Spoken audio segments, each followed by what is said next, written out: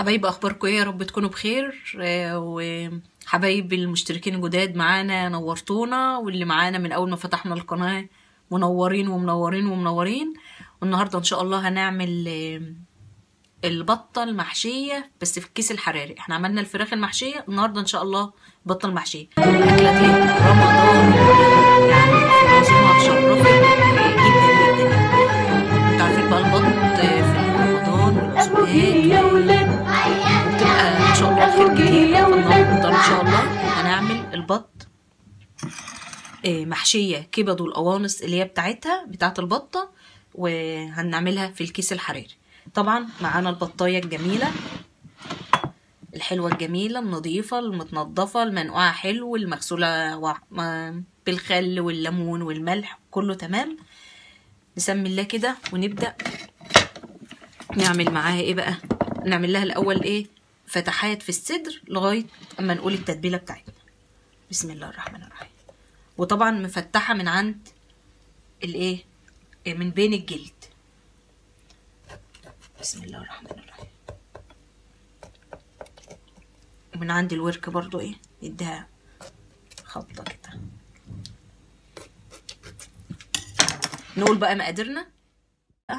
دي بصله كبيره وطماطم مفرومه او مبشوره على حسب ما انت عايزاها. انا اديتها في الكبه كده فاتفرمت. لو عايزاها انعم من كده ماشي خلاص. بصل وطماطم. البهارات بقى ملح وفلفل وهيل مطحون، ومعانا توم بودر، معلقه صلصه او نص الكيس اللي هو الكيس الصغير، ومعلقه كبيره زيت. هنقلب كل المكونات. طبعا ملح وفلفل ملح وفلفل وهيل مطحون، وهنا شويه صغيرين بهارات فراخ. نحط البصل الثوم البودر، معلقه الصلصه، ونقلب وندوق الملح الاول قبل ما نحط الزيت. بسم الله الرحمن الرحيم. طبعا الخلطه دي اللي هنعمل بيها الفرخه من جوه ومن بره. هنتبل بيها الفرخه من جوه ومن بره قبل ما نقول الخطوه بتاعه الحشو ايه. اكيد هتعوز ملح. ظبطنا الملح هنا. نحط بقى ايه معلقه الزيت، معلقه كبيره، ونديها تقليبه.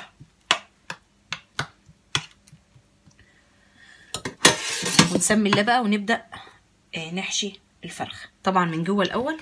بسم الله الرحمن الرحيم.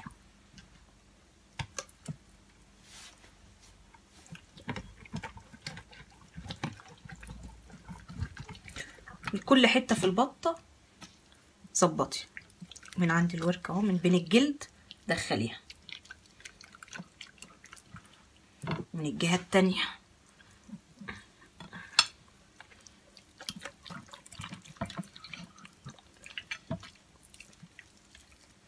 هي طبعا لو محشيه بتبقى محافظه بقى على الرقبه والجلد اللي هنا. لو هتتحشي يعني مش هتتعمل في الفرن او مش في الكيس الحراري. انما في الكيس الحراري خلاص اللي هيقع منها هيقع في الكيس، يعني مش هيتفتح الحشو اللي جوه مش هيتفتح. نعمل لها مساجها بقى، او ممكن نخلي المساج في الاخر. لا هنعمل شويه وبعد كده ونسيب شويه في الاخر كله لغايه اما نجهز الحشو بتاعنا هيبقى ايه. انا بدات خلاص جبت بصلايه وبدات اشوحها في حبه زيت. عايزه تحطي سمنه ماشي لغايه ما تحمر كده وتاخد لون. طبعا القنصه طبعا دي مش كل قنصه البطه. استلفت من الفرخه برضو اللي عندي، قلت لها هاتي قنصتين كده من عندك، فمقطعاها قطع صغيره وهي اللي بتتشوح الاول قبل الكبده عشان هي اللي بتبقى تشد، فتاخد تشويحتين كده معاها. هنحط برضو شويه فلفل وهيل مطحون والملح في الاخر، ونكمل تقليب لغايه اما تاخد لون مع البصلايه وتتقلب معاها كلها. ومقطعه الكبد برضو طبعا مستلفين برضو. يعني ما شاء الله الفرخه كانت كريمه معايا وادتني قوانصها وكبادها وقالت لي خدي عشان البطه حبيبتنا برضو ممكن ندوق معاكي كده حاجه. فبدا لونها يتغير اهو تاخد لون. فهستنى لغايه اما احط الكبده ونشوف الخطوه اللي بعدها ايه. اتشوحت والقوانص وخدت اللون الجميل ده. غسله هنا كوبايه رز، كوبايه لقيتها كتيره عادي هتتطبخ وناكلها، يعني مفيش حاجه هتترمى ولا حاجه هتخسر، هي كوبايه كفايه ونجرب. اتاخدت البطه خدتها اتبقى منها ماشي، وهقلبها مع ايه، مع الكبد والقوانص. ما شاء الله لونها جميل. وحطيت صحيح ورقتين لورا برضو عشان ايه يدي ريحه حلوه، انما لسه ما حطيتش ملح. ممكن نحط شويه ميه صغيره تسوي او مش سوا احنا عايزينها نص، عشان كده هي ايه هتستوى لسه مع البطه وهتغيب في الفرن عشان ايه ما تبقاش مهريه. ممكن نحط بس ايه حاجه صغيره كده. هظبطه وبعد كده نيجي لما تبرد بقى نيجي نحشيها مع بعض ايه جوه البطه ان شاء الله. الرز اهو بالشكل ده، سيبته بقى فضيته في طبق عشان ايه يبرد، وهنبدأ نحشي البطايه الجميله بتاعتنا. بسم الله الرحمن الرحيم.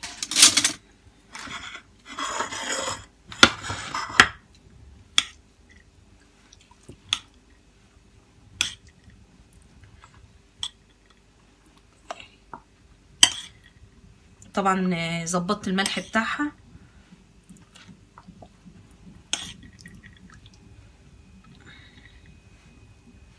والرز نص سوا عشان لسه هيستوى جوه البطه كمان.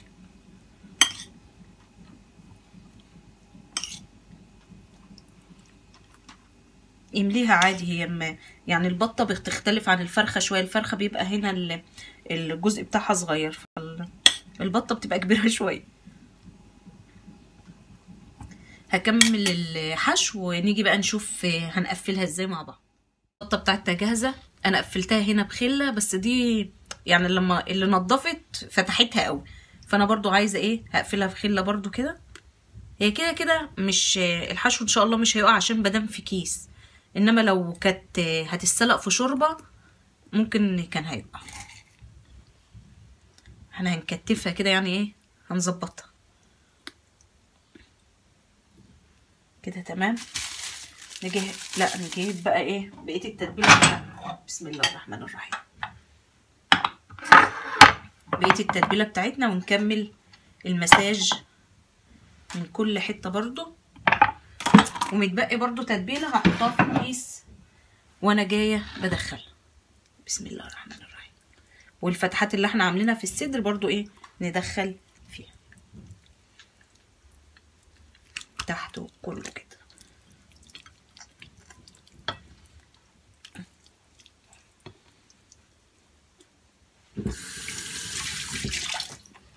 نجهز الكيس بتاعنا.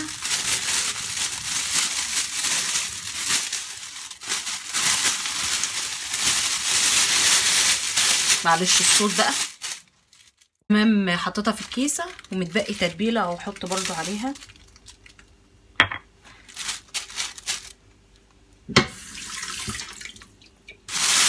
ونقفل الكيس بتاعنا، نخرج كل الهواء اللي فيه.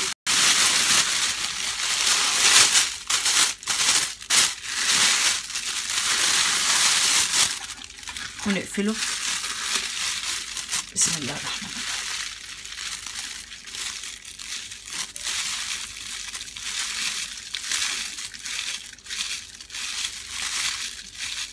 طبعا هنقص دي شويه عشان ما تلمس اي جزء من الفرن. ونجهز صينيتنا ونشوفها بقى ان شاء الله بعد ما تطلع شكلها ايه. وهي فعلا اكله رمضانيه، عزومات، حاجه هتشرفك. ونقول بقى هنعمل بيتعمل ايه معاها بس لما تطلع ان شاء الله بالسلامه. وبطتنا الجميله. اقول لكم اللي كان متابع بقى في الحلقه اللي انا كنت عامله فيها الفراخ، اللي انا لازم كيس تفتحيه كذا فتحه بطرف السكينه كده وتقصري، فحبيت عشان ما يكونش قلت المعلومه ايه مش كامله. هندخلها الفرن ساعه على نار عاليه، بعد كده نهدي بقى. طبعا عارفين البط بيستوى اقل يعني ايه السوا بتاعه اكتر شويه، بياخد وقت اكتر من الفراخ. ونشوفها ان شاء الله لما تطلع شكلها ايه. حبايبي انا مش قادره اتكلم خالص، نهائي من الجمال والحلاوه ومن الشياكه. بطتي يا بطتي يا محليه سفرتي. جميلة. وده الرز اللي تحت اهو، ما شاء الله ما شاء الله، واحمر تامج كله ما شاء الله ومستوية. اما ادوق لكم الرز ده، اهم حاجة الرز ده. بسم الله الرحمن الرحيم. لسه مبخرة. ما شاء الله. تسلم ايدي وتسلم عينيه كلها.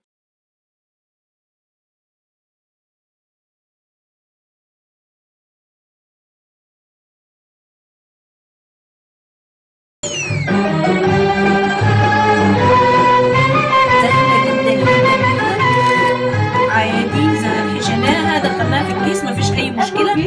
واتمنى الفيديو يعجبكم وتجربوها وتقولوا لي رأيكم. وممكن بقى نعمل جنبها لو نواشف هيبقى الرز ده صينية جلاش باللحمة.